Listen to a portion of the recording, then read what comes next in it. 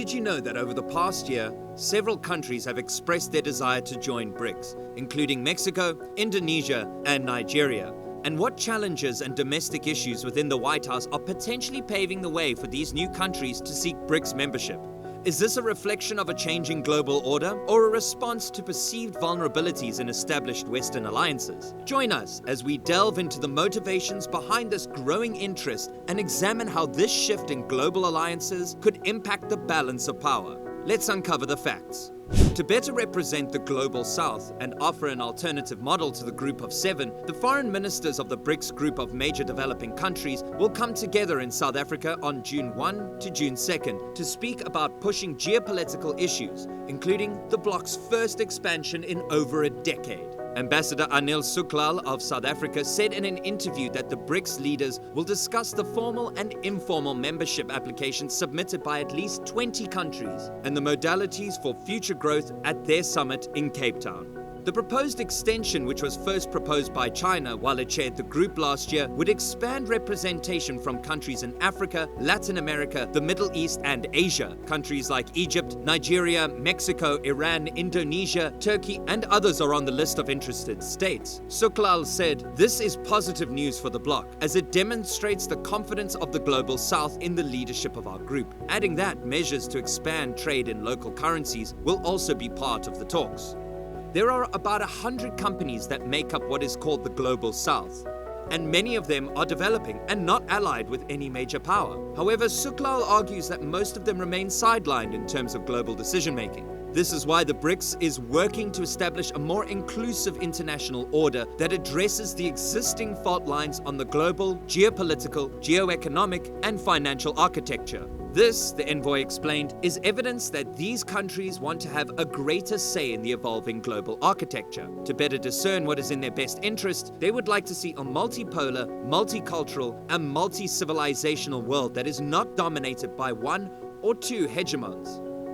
For countries in the Global South that want to resist the West's autocracy versus democracy narrative, Russia's invasion of Ukraine has made the BRICS more relevant. According to Ryan Berg, director of the Americas program at the Washington-based Center for Strategic and International Studies, CSIS, at the Washington-based Center for Strategic and International Studies, CSIS. He also noted that many of these countries can relive some of the pressure to align with the United States or China on specific issues by joining multilateral organizations that bring together countries of the Global South. It's crucial to remember that most countries looking to join the trans-regional BRICS are not G7 competitors and don't necessarily reject the liberal international order. They just want to reduce their exposure to risk in a world where both geopolitics and geoeconomics are becoming more volatile. According to Sebastian Maslow, a lecturer at Sendai Shirayuri Women's College, the increasing involvement with many global frameworks shows that power and national interest are increasingly diversifying in the modern world. He noted that G7 members have acknowledged this competition over the Global South, as shown by the participation of countries like India and Brazil at summits last year, and most recently in Hiroshima, and that the BRICS grouping, if expanded, would provide a platform for other emerging economies to advocate their interests and coordinate action. However, as Maslow pointed out, it is quite improbable that BRICS will be able to effectively counterbalance the US-led international order simply by adding additional members. First, the coalition must present an alternative that credibly undercuts and advantages the status quo, he said. But it is exactly what the group hopes to do, especially in terms of economic development, which is frequently the primary objective among countries in the Global South. Historically, the BRICS nations have been more concerned with development issues than the G7. They are also more likely to have a lax approach to governance, which could lead to a new economic and financial customs, according to experts. Former White House official and current member of the economic consultancy firm, the Lindsay Group, Joe Sullivan, explained that the countries in the Global South believe the International Monetary Fund and World Bank are not adequately representing their interests. According to Sullivan, for decades these nations lacked an acceptable counterpart to these Western economic organizations, but this has changed with the BRICS initiative. with the expansion giving BRICS more influence and credibility as a viable alternative to Western-led institutions. When someone has credibility, they have more leverage in negotiations. It has been suggested that the BRICS instruments, such as the New Development Bank, NDB, may make it easier for these countries to gain access to financing than the International Monetary Fund, IMF, and the World Bank. According to Stephanie Kam, a research fellow at Singapore's S. Rajaratnam School of International Studies, the BRICS group wants to give these countries a chance to work more closely together on common economic and development challenges, and less on political and security issues. This is happening at a time when Chinese capital is becoming increasingly influential in many of these countries, particularly in the extractive, infrastructural, and trade industries, as stated by Kam. Concerns about the long-term viability and dependability of the West's pivot to Asia, which some believe is primarily motivated by worries about Beijing's expanding international power, have prompted emerging economies to seek out alternate sources of money. Based on data published earlier this year by the UK, based economic research firm Acorn Macro Consulting, the BRICS members are now the biggest economic bloc in the world by purchasing power parity, PPP.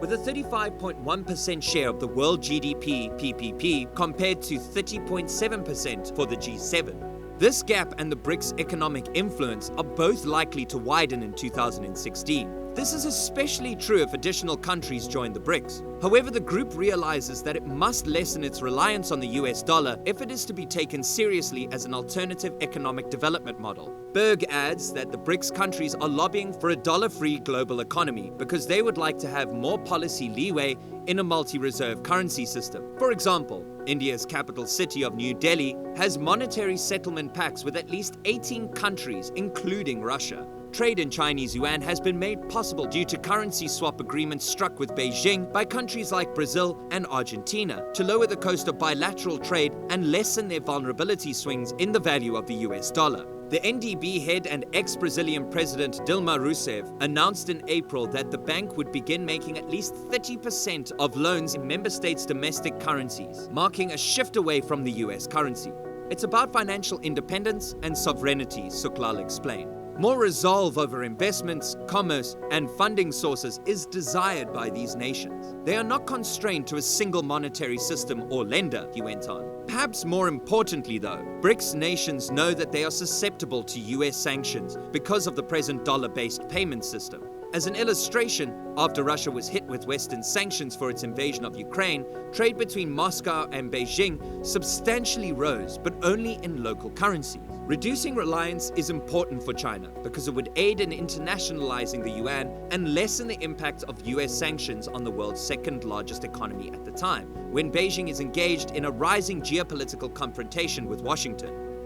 Professor of Political Science at the National University of Singapore, Ian Chung, opened. Using another currency for transactions could work, and having more countries use that currency can help with its acceptance. However, he continued, the success of the system depends on the currency's long-term stability. The BRICS organization has grown only once since its inception in 2006, when South Africa was added in 2011. The current members appear to want new members for a variety of reasons. For instance, China might use a widened BRICS forum to advocate for new global standards that support its own vision for a global order, like as its Belt and Road program, as well as promote the yuan, as Maslow pointed out. To show its people and the world that Moscow is not isolated despite Western sanctions, Russia could use the organization as a platform, while India could use it to strengthen its position as a leader of the global south and hold China in check through multilateral engagement, as the expert noted.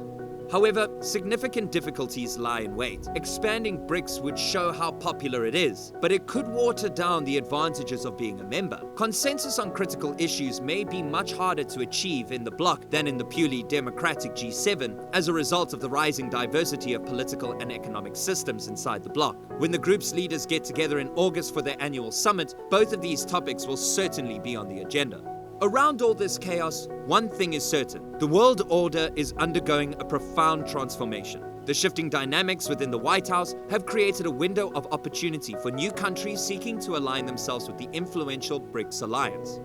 To stay informed of these complex geopolitical changes, subscribe to our channel. And if you like the video, click the like button.